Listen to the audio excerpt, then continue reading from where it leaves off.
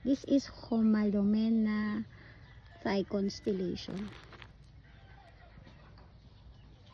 Alam niyo mga ma'am, itong mother plant ko na to, napakasipag talaga nitong mag-baby. May dalawang babies, so pwede na itong i-repat.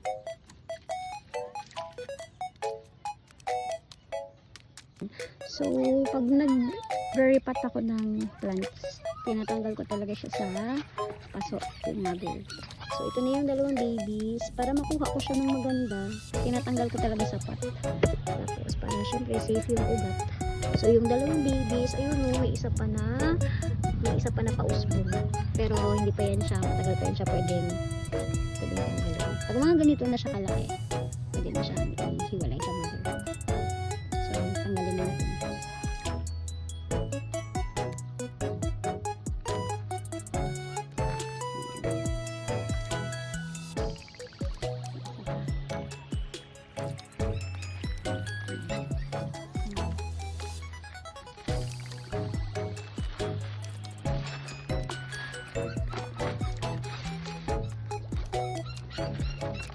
Tignan nyo oh, marami siyang palabas na babies. Isa, dalawa, tatlo, apat, 5.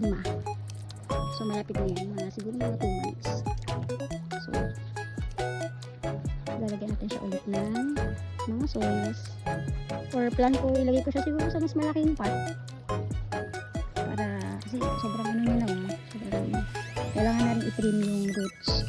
Para lumaki siya ulit ng mas malaki. Ito yung mga babies nila. Ayan. So, ito na yung dalawang babies na hiniwalay natin sa mother. So, tinanim ko lang sa maliit na pot para madali siyang mag-stable. Silang dalawa.